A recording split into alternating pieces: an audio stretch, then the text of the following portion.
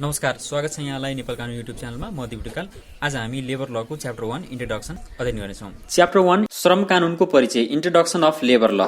यस च्याप्टरभित्र हामीले meaning and scope of labour law, ILO, its origin and its core labour standards, industrial jurisprudence and fundamental rights of the worker, history of the labour legislation in Nepal, यति कुराहरूलाई समेट्ने कोसिस गर्नेछौँ। आउनु सुरु गरौँ। लेबर ल, श्रम कानुनलाई परिभाषित गर्नुभन्दा अगाडि श्रमको अर्थ बुझ्नु जरुरी छ। शारीरिक वा मानसिक प्रयत्न जुन आर्थिक लाभ वा अर्थोपार्जनका लागि गरिन्छ भने त्यसलाई श्रम सम्झिनु पर्दछ। श्रम उत्पादनको एक अनिवार्य र गतिशील साधन हो जुन नाश हुन्छ, अर्थात् त्यसलाई सञ्चित गर्न सकिँदैन। श्रम श्रमिकबाट अलग हुन सक्दैन। काम गर्ने शक्ति तथा काम गर्ने प्रबल इच्छामा श्रमको कार्यक्षमता निर्धारण हुन्छ।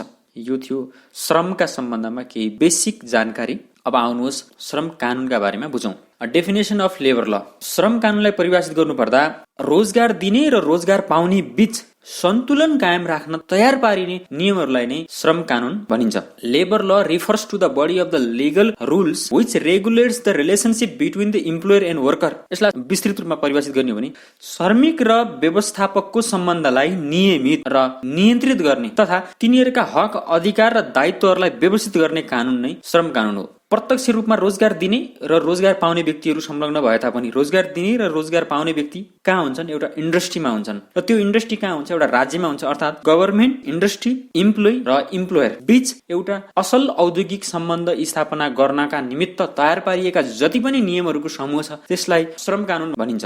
प्रिन्सिपल अफ लेबर ल, श्रम कानुनका सिद्धान्त। श्रम सम्बन्धलाई नियमितता प्रदान गर्ने मार्ग निर्देशकहरूलाई श्रम कानुनका सिद्धान्त भनिन्छ। यस्ता सिद्धान्तहरूमा राज्यको श्रम र रोजगारी नीतिसँग सम्बन्धित सिद्धान्तहरू, कामदारका लागि उचित कार्य वातावरण सिर्जना गर्ने सम्बन्धी सिद्धान्तहरू, श्रमिकहरूको मौलिक हक संरक्षण, मानव अधिकारसँग सम्बन्धित सिद्धान्तहरू, श्रम सम्झौता अन्तर्गत निर्धारण गरिने सिद्धान्तहरू, कानुनी मापदण्ड निर्धारण नीतिसँग सम्बन्धित सिद्धान्तहरू, पुनर्स्थापना र न्यायिक संरक्षण, यी सबै कुराहरूले चाहिँ श्रम सम्बन्धलाई नियमित बनाउनका निमित्त मार्ग निर्देशन गर्दछन्। तसर्थ यिनी कुराहरू श्रम कानुनका सिद्धान्त अन्तर्गत पर्दछन्। तसर्थ जति जति मार्ग निर्देशक अर्थात् श्रम कानुनका सिद्धान्तहरू स्तरीय हुँदै जान्छन् त्यति नै श्रम सम्बन्ध उति नै बढी मजबुत, उति नै बढी नियमित हुने देखिन्छ। सोर्स अफ लेबर ल, श्रम कानुनको स्रोत अर्थात् श्रम सम्बन्धी कानुनी मान्यताहरूको उद्गम। सबैभन्दा पहिलो छ लेबर लेजिस्लेसन, श्रम विधान। राष्ट्रका नागरिकहरूको अधिकारको संरक्षण गर्ने अन्तिम दायित्व भनेको राष्ट्रको हो। तसर्थ राष्ट्रले आफ्ना देशका नागरिकहरूको अधिकारको संरक्षण गर्नका निमित्त विधानबाट जसरी ऐन कानुनहरू बनाएर उनीहरूको हक तथा अधिकारलाई संरक्षण गर्दछ, ठिक त्यसै गरी मालिक र मजदुर वर्गहरू बीचको हक, अधिकार तथा कर्तव्यहरूलाई ऐनद्वारा किटान गरेर स्पष्ट गर्दछ। तसर्थ विधान श्रम कानुनको मुख्य स्रोत हो। श्रम कानुनको दोस्रो स्रोतका रूपमा लेबर एग्रिमेन्ट रहेको छ, अर्थात् श्रम सम्झौता। भन्नुको मतलब मालिक र कामदारहरू बीचमा के कस्तो किसिमका काम हुने, शर्त तथा सुविधाहरू के रहने, कामदारका हक अधिकारहरू के रहने, त्यसपछि गएर रोजगारदाताका दायित्व तथा कर्तव्यहरू के रहने भन्ने विषयमा आपसी सहमतिबाट सम्झौता निर्माण गरिएको हुन्छ, जुन चाहिँ सम्झौताका दुवै पक्षले मान्नु पर्दछ। सम्झौता भन्दा बाहेकका पक्षलाई उक्त सम्झौता मान्न कुनै बाध्यता हुँदैन, अर्थात् सम्झौतामा संलग्न भएका पक्षहरूले मात्र सो सम्झौता मान्दछन्। यदि उक्त सम्झौता विधानसँग बाँझिएको अवस्थामा भने सम्झौताले मान्यता प्राप्त गर्दछ। यस प्रकार सम्झौतालाई कानुनको स्रोतका रूपमा मानिन्छ। तेस्रो छ लेबर केस ल, अर्थात् श्रम सम्बन्धी नजिर। उस्तै प्रकृतिको मुद्दामा सर्वोच्च अदालतबाट पहिले नै पारित भएका निर्णय वा फैसलालाई नजिर भनिन्छ र अदालतद्वारा मुद्दा फैसला गर्ने क्रममा अर्थात् मुद्दा छिन्ने क्रममा नजिरलाई कानुनको रूपमा मान्यता प्रदान गरिन्छ र पछि गएर व्यवस्थापिकाद्वारा कानुन निर्माण गर्ने क्रममा नजिरका आधारमा सम्बन्धित कानुनको निर्माण गरिने हुँदा श्रम सम्बन्धी नजिरलाई श्रम कानुनको स्रोतका रूपमा लिइन्छ। त्यसपछि अर्को छ लेबर कस्ट्युम, श्रम सम्बन्धी प्रथा अर्थात् श्रम प्रथा। प्रथा अर्थात् लामो समयदेखि चलिआएका चलन चल्तीहरू जसलाई चाहिँ सर्वमान्य रूपमा स्वीकारिँदै आएको हुन्छ र यसरी सर्वमान्य रूपमा स्वीकारिँदै आउने क्रममा यिनीहरूले श्रम कानुनको विकासमा पनि महत्त्वपूर्ण भूमिका खेल्दै आइरहेको पाइन्छ। माथि उल्लेखित बुँदाहरू बाहेक आइएलओले गरेका सिफारिसहरूलाई पनि श्रम कानुनको स्रोतका रूपमा लिन सकिन्छ। किन भन्दाखेरि आईएलओले बेला बखतमा श्रम कानुनहरूलाई विभिन्न किसिमका श्रमसँग सम्बन्धित समस्याहरू अर्थात् श्रम मुद्दाहरूलाई के कसरी समाधान गर्न सकिन्छ भनेर विभिन्न किसिमका सिफारिसहरू गर्दै आएको पाइन्छ। आईएलओले दिएका विभिन्न किसिमका सिफारिसहरूलाई पनि श्रम कानुनको स्रोतका रूपमा लिन सकिन्छ। अन्तर्राष्ट्रिय सन्धि सम्झौता, अन्तर्राष्ट्रिय सन्धि सम्झौतालाई पनि श्रम कानुनको एक स्रोतका रूपमा लिन सकिन्छ। कानुनहरू बनाउँदाखेरि अन्तर्राष्ट्रिय सन्धि सम्झौताहरूलाई हेरेर बनाउने हुँदाखेरि अन्तर्राष्ट्रिय सन्धि सम्झौताहरूलाई समेत कानुनको स्रोत। स्कोप अफ लेबर ल अर्थात् श्रम कानुनको क्षेत्र। श्रम कानुनको क्षेत्र अन्य किसिमका कानुनहरूको जस्तो व्यापक छैन, किनभने श्रम कानुन इम्प्लोइ तथा औद्योगिक क्षेत्र बीचमा सीमित छ। कामदार तथा मालिक बीचमा भएका विभिन्न किसिमका विवादहरूको समाधान गर्नका निमित्त यसको प्रयोग हुन्छ। खास गरी यसको प्रयोग निम्न 3 कुराहरूमा सीमित रहन्छ, जस्तो कामदारको हक तथा अधिकार निर्धारण गर्नका निमित्त, कामदारहरूको उपयुक्त कार्य समय कति घण्टा हुने अर्थात् काम गर्ने समय कति घण्टा निर्धारण गर्ने, कामदारहरूको कार्य वातावरण उपयुक्त छ वा छैन अर्थात् उपयुक्त कार्य वातावरण निर्धारण गर्नु, उचित पारिश्रमिक निर्धारण गर्नु पनि श्रम कानुनको क्षेत्र अन्तर्गत पर्दछ। त्यस्तै दोस्रो छ रोजगारदाताको दायित्व तथा कर्तव्यहरू निर्धारण गर्न। त्यसपछि अर्को छ औद्योगिक न्याय प्रदान गर्ने। बेला बखतमा कामदार तथा रोजगारदाताहरू बीचमा विभिन्न किसिमका विवादहरू देखा पर्दछन्। त्यसरी विवाद देखा परेको अवस्थामा त्यस्तो किसिमको विवादलाई के कसरी समाधान गर्न सकिन्छ भन्ने कुरा चाहिँ श्रम कानुनको क्षेत्र अन्तर्गत पर्दछ। त्यसपछि अर्को छ origin and development of the International Labour Organization, अन्तर्राष्ट्रिय श्रम संगठनको उत्पत्ति र विकास। कामदारहरूको समस्या समाधान गर्नका निमित्त 28 जुन 1990 मा राष्ट्रहरूले हस्ताक्षर गरी ट्रिटी अफ भर्सेलिजको 13औं भागमा आईएलओको विधान पारित गरी इन्टरनेसनल लेबर अर्गनाइजेसन अर्थात् आईएलओको स्थापना गरियो। आईएलओका मूलभूत उद्देश्यहरू भनेको विश्वभरिका श्रम कानुनमा एकरूपता ल्याउने र कामदारहरूको स्थितिमा सुधार गर्ने अभिप्रायबाट प्रेरित भएको पाइन्छ। Function of International Labour Organization, अन्तर्राष्ट्रिय श्रम संगठनका कार्यहरू। श्रम सम्बन्धी समस्याहरूका सम्बन्धमा ज्ञान तथा सूचनाहरू एकत्रित गर्नु र त्यस्तो ज्ञानहरूलाई प्रयोग गरेर उनीहरूले त्यस्तो सूचनाहरूलाई प्रयोग गरेर श्रम मुद्दाहरूको समाधानका लागि नीति तथा कार्यक्रमहरू बनाउने र लागू गर्न सदस्य राष्ट्रहरूसँग समन्वय गर्ने, मानव अधिकारको संरक्षण गर्ने जस्तो काम गर्ने अधिकार प्रदान गर्ने, सङ्घको स्वतन्त्रता, सामूहिक वार्तालाप, जबरजस्ती श्रमबाट संरक्षण, भेदभावबाट जोगाउने आदि कुराहरू। त्यसपछि गएर अन्तर्राष्ट्रिय श्रम मापदण्डहरूको कार्यान्वयन र नियन्त्रण गर्ने, सामाजिक र श्रम मुद्दाहरूमा अनुसन्धान गर्ने तथा प्रतिवेदन प्रकाशन गर्ने। यी त थिए अन्तर्राष्ट्रिय श्रम संगठनका कार्यहरू। Aims and objectives of the International Labour Organization, अन्तर्राष्ट्रिय श्रम संगठनको उद्देश्य तथा लक्ष्य। यसमा पहिलो नम्बरमा चाहिँ श्रमिकहरूलाई वस्तु मात्र हो भन्ने सम्झिनु हुँदैन, अर्थात् केवल व्यावसायिक दृष्टिकोणबाट हेरेर अत्याधिक रूपमा उनीहरूलाई काममा पेलाउने मात्रै गरिनु हुँदैन भन्न खोजेको हो। यसले कार्यहरूको मापदण्ड, मौलिक सिद्धान्त र अधिकारहरूलाई बढावा दिने भन्नाले कार्य समय निर्धारण गर्ने, प्रतिदिन 8 घण्टा र प्रति हप्ता 48 घण्टा भन्दा बढी काममा लगाउन नहुने, त्यस्तै प्रति हप्ता 24 घण्टा ज्यालासहित छुट्टी दिनुपर्ने। 24 घण्टा जस्तो नेपालमा शनिबार छुट्टी हुन्छ, केही विकसित देशहरूमा त अझ शनिबार र आइतबार छुट्टी हुन्छ। त्यसपछि गएर सामाजिक तथा स्वास्थ्य सुरक्षा कार्यक्रमको प्रभावकारिता बढाउने, जस्तो नेपालमा चाहिँ सामाजिक सुरक्षा कोषको व्यवस्था गरिएको छ। सामाजिक सुरक्षा कोषमा आबद्ध भएको व्यक्तिले त्यही कोषबाट नै रोग तथा दुर्घटना बिमा प्राप्त गर्न सक्दछ। यस्तो बनाउनु चाहिँ अन्तर्राष्ट्रिय संगठनको उद्देश्य हो। हालाकि यो चाहिँ नेपालले नै लागू गरेको हो। सामाजिक सुरक्षा कोष चाहिँ सामाजिक तथा स्वास्थ्य सुरक्षा कार्यक्रमहरूलाई प्रभावकारी रूपमा बढाउनु पर्यो भन्ने खालको चाहिँ उसको लक्ष्य। त्यसपछि गएर रोजगारी सुरक्षाका लागि निरीक्षण पद्धति हुनुपर्ने, जसमा चाहिँ कम्तीमा 1 जना महिला हुनुपर्ने भनेर भनेको छ। त्यसपछि अन्य छ, अन्यमा जस्तो तपाईँले देख्न सक्नुहुन्छ बाल श्रम प्रतिबन्ध गर्ने, त्यसपछि गएर समान कामका लागि समान ज्याला, यी सब कुराहरू रहेका छन्। Body of International Labour Organization, अन्तर्राष्ट्रिय श्रम संगठनका अङ्ग। अन्तर्राष्ट्रिय श्रम संगठनका 3वटा अङ्ग छन्, general conference, government body, International Labour office.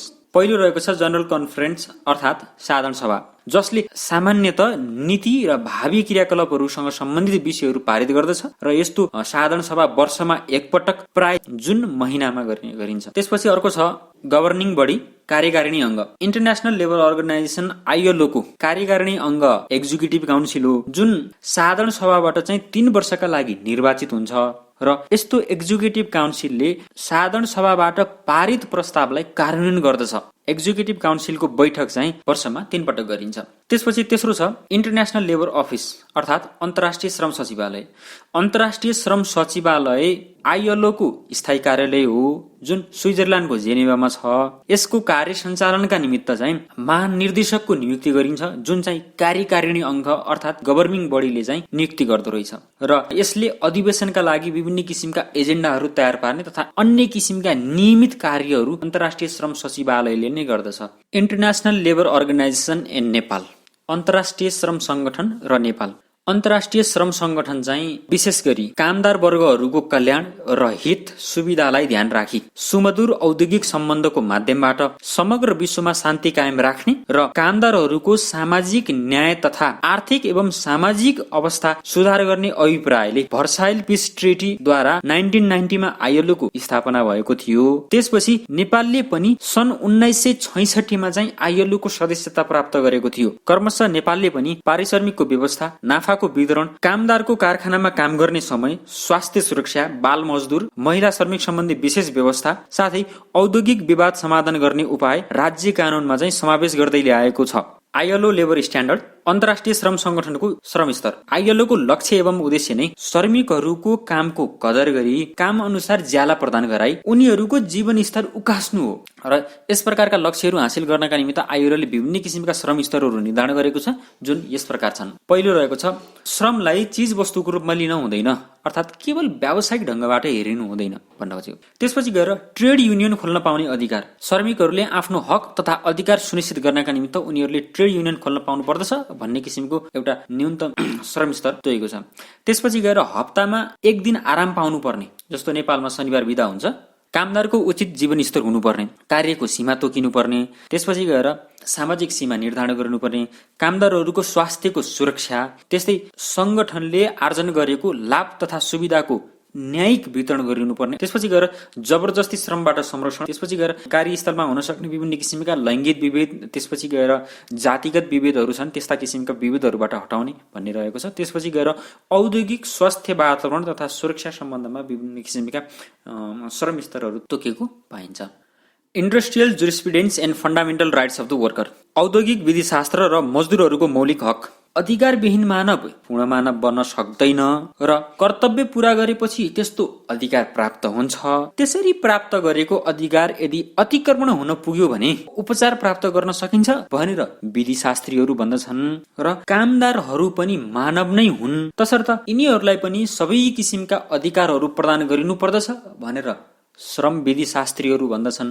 भने त्यस्ता किसिमका अधिकारहरू पनि अभिव्यक्त गरिएको हुनुपर्दछ भनी विभिन्न किसिमका अन्तर्राष्ट्रिय दस्तावेजहरू जस्तै विश्व मानव अधिकारको घोषणा पत्र, भर्सेलिसको सन्धि, फिलाडेल्फियाको सम्मेलन आदिमा चाहिँ उल्लेख गरेको पाइन्छ जुन निम्नानुसार छन्। पहिलो रहेको छ संगठित हुन पाउने अधिकार। त्यसपछि दोस्रो रहेको छ हडताल गर्न पाउने अधिकार, सामूहिक सौदाबाजीको अधिकार, ज्याला सम्बन्धी अधिकार, कामको सुरक्षा सम्बन्धी अधिकार, बोनस र लाभ पाउने अधिकार। यी 6वटा कुराहरूलाई मैले यो सिरियल मिलाएर राखेको छु। संगठित भएर हडताल गरे, हडताल गरेर के गर्ने भयो त अब सामूहिक सौदाबाजी गर्ने भयो, सौदाबाजीबाट के गर्ने भयो, ज्याला सम्बन्धी अधिकार चाहियो, कामको सुरक्षा सम्बन्धी अधिकार चाहियो, बोनस सम्बन्धी, ज्याला काम बोनस भन्नुहोस् न सजिलो यसरी स्मरण गर्न सकियो। माथि उल्लेखित बुदाहरू लगायत सामाजिक सुरक्षा, समान कामका लागि समान ज्याला, व्यावसायिक तालिम, शैक्षिक अवसर, जीवन स्तर उठाउने आदि व्यवस्थाहरू समेत अन्तर्राष्ट्रिय घोषणा पत्रहरूमा उल्लेख गरेको पाइन्छ।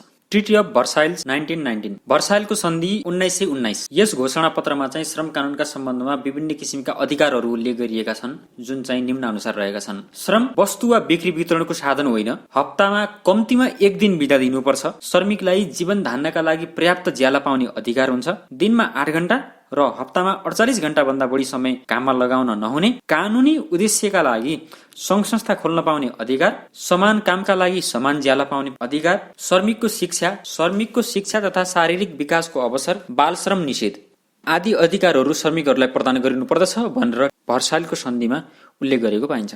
त्यसपछि अर्को रहेको छ फिलाडेल्फिया कन्भेन्सन 1944। यस घोषणा पत्रमा चाहिँ मजदुरहरूका विभिन्न हक अधिकारहरू उल्लेख गरिएको छ जुन चाहिँ निम्नानुसार रहेका छन्। श्रम भनेको वस्तु होइन, वास्तविक प्रगति गर्न अभिव्यक्ति गर्ने स्वतन्त्रता हुनुपर्दछ। यो बडा इन्ट्रेस्टिङ छ। एक ठाउँमा गरिबी छ भने त्यसले अर्को ठाउँको विकासलाई खतरा पुर्याउन सक्छ। गाउँघरमा भन्छन् नि, पहिला बारीमा केही काँक्रो साँक्रो फल्यो भने पहिला छिमेकीलाई चखाउनु पर्छ भने जस्तै हो यो भन्ने कुरा भयो। त्यसपछि जाति, धर्म, लिङ्ग भेदभाव बिना प्रत्येक मानिसलाई स्वतन्त्रताको अधिकार प्रदान गरिनुपर्ने। त्यसपछि गएर आर्थिक सुरक्षा, समान अवसर तथा आध्यात्मिक उन्नति गर्ने अधिकार। यी थिए फिलाडेल्फियाको सम्मेलन 1944 को घोषणापत्रमा उल्लेख गरिएका मजदुरहरूका हक अधिकारहरू। Universal declaration of the human rights 1948 अर्थात् मानव अधिकार सम्बन्धी विश्वव्यापी घोषणापत्र। यस घोषणापत्रमा भएका मजदुरहरूका हक अधिकार चाहिँ निम्नानुसार रहेका छन्। काम गर्ने अधिकार, मान्छे भइसकेपछि काम गर्ने अधिकार उसलाई हुनु पर्यो। त्यसपछि गएर ज्याला र स्तरीय जीवनको अधिकार, काम गरिसकेपछि उसले कामको ज्याला पाउनु पर्दछ र ज्याला पनि स्तरीय जीवन जिउनका लागि पर्याप्त पाउनु पर्दछ भन्ने कुरा। त्यसपछि गएर कामदारको हैसियतको अधिकार, त्यसपछि गएर बाल्यावस्था र मातृत्वको संरक्षण गर्ने अधिकार, ट्रेड युनियन र मजदुर संगठन खोल्न पाउने अधिकार। कामदारहरूलाई काम मात्रै लगाउने नभएर उनीहरूको अधिकारहरू संरक्षण गर्नका निमित्त एकजुट भएर उनीहरूले संगठन खोल्न पाउने अधिकार समेत उनीहरूलाई प्रदान गरिनु पर्दछ भन्ने किसिमका अधिकारहरू मानव अधिकार सम्बन्धी विश्वव्यापी घोषणापत्रमा उल्लेख गरिएको छ। History of labour legislation of Nepal, नेपालको श्रम कानूनको इतिहास। नेपालको श्रम कानूनको इतिहासलाई हेर्ने हो भने निम्न खण्डमा विभाजन गरी यसलाई अध्ययन गर्न सकिन्छ। सबैभन्दा पहिला रहेको छ प्राचीन तथा मध्यकाल। कृषि काममा कुनै व्यक्तिलाई काममा लगाउँदाखेरि यदि उसलाई खाना दिएर काममा लगाइएको रहेछ भने चाहिँ 5 भागको 1 भाग अन्न दिनुपर्ने व्यवस्था रहेको थियो। त्यस्तै गरेर यदि खाना नदिइकन कसैलाई काममा लगाइएको थियो भने चाहिँ त्यसमा 3 भागमा 1 भाग चाहिँ श्रमिकलाई दिनुपर्ने। त्यसपछि गएर मुलुकी ऐन 1910 झार खेतालाको महल, दर्द दरमाहाको महल, सिधा दिने सडक खोदाउनेको महल, बाँध कमारा भगाउनेको महल जस्ता विभिन्न किसिमका महलहरूको व्यवस्था गर्यो, जसले त्यति बेलाका श्रमिकहरूका समस्यालाई समाधान गर्ने प्रयत्न गर्यो। औद्योगिक विकास कर्पोरेसन ऐन 2016 श्रमिकहरूको हक हितका सम्बन्धमा, श्रमिक र रोजगारदाताका सम्बन्धमा तथा उद्योग धन्दाहरूका सम्बन्धमा विभिन्न किसिमका प्रावधानहरूको व्यवस्था। त्यसपछि नेपाल कम्पनी ऐन 1993 श्रमिकहरूको हक हित अभिवृद्धिका निमित्त, तलब वृद्धि, माग पूरा गर्नका निमित्त हडताल गर्न पाउने जस्ता अधिकारहरूलाई ऐनमा नै व्यवस्था गरियो। नेपालको अन्तरिम शासन विधान 2007 को भाग 2 मा चाहिँ राज्यका नीति निर्देशक सिद्धान्तहरूमा नै मजदुर, स्त्री पुरुष बलपूर्वक काममा लगाउन नहुने, बालबालिकाहरूको कलिलो उमेरलाई दुरुपयोग हुन नदिने आदि जस्ता केही निर्देशक सिद्धान्तहरू राखियो। श्रमिकहरूको समस्याहरूलाई संस्थागत ढङ्गबाट समाधान गर्नका निमित्त श्रमिक समस्या समाधान आयोग, त्यसपछि नेपाल कारखाना र कारखानामा काम गर्ने ऐन, जसमा चाहिँ कारखाना खोल्नका लागि नेपाल सरकारसँग अनुमति लिनुपर्ने व्यवस्था राखियो। मेसिन चलाउने तालिम, त्यसपछि गएर त्यसबाट हुन सक्ने क्षति हानि नोक्सानीबाट बचाउनका लागि तारबारको व्यवस्था गर्नुपर्ने, सातामा 48 घण्टा भन्दा बढी काममा लगाउन नहुने व्यवस्था, बिदा, पेन्सन आदि सुविधाहरूको समेत व्यवस्था गरियो। बोनस ऐन 2030 जसले चाहिँ काम गर्ने कामदार तथा कर्मचारीहरूलाई बोनस वितरण गर्ने सम्बन्धमा विभिन्न किसिमका प्रावधानहरूको व्यवस्था गरेको छ। ट्रेड युनियन ऐन 2049 मजदुरहरूका हक अधिकारहरूलाई लिएर पेशागत वा व्यावसायिक हक हितहरूको संरक्षण गर्नका निमित्त विभिन्न किसिमका प्रावधानहरूको व्यवस्था। श्रम ऐन 2048 श्रमिकहरूका हक अधिकार तथा रोजगारदाताका दायित्व तथा कर्तव्यहरूलाई ऐन मार्फत नै त्यसलाई सम्बोधन गर्ने कोसिस गरियो, जसलाई चाहिँ श्रम ऐन 2074 ले खारेज गरेको छ। र श्रम ऐन 2074 चाहिँ श्रम कानूनका लागि एकदमै महत्त्वपूर्ण ऐन हो। श्रमिकको हक हित तथा सुविधाको व्यवस्था, श्रमिक र रोजगारदाताहरूका अधिकार तथा कर्तव्यको स्पष्ट व्याख्या गरेको, असल श्रम सम्बन्ध विकास गर्न केही प्रावधानहरू, श्रम शोषणका सबै अवस्थाहरूलाई अन्त्य गर्दै उत्पादकत्व वृद्धि गर्नका निमित्त विभिन्न किसिमका प्रावधानहरूको व्यवस्था गरेको पाइन्छ। यी र यस्तै विभिन्न किसिमका लिगल एजुकेसनल भिडियोज हेर्नका लागि नेपाल कानुन युट्युब च्यानल हेर्दै गर्नुहोला। यदि यहाँलाई यो भिडियोको PDF फाइल चाहिएको छ भने डिस्क्रिप्सनमा लिङ्क चेक गर्न नछुटाउनुहोला। यतिन्जेल हामीलाई सुनेर साथ दिनुभएकोमा यहाँलाई धन्यवाद।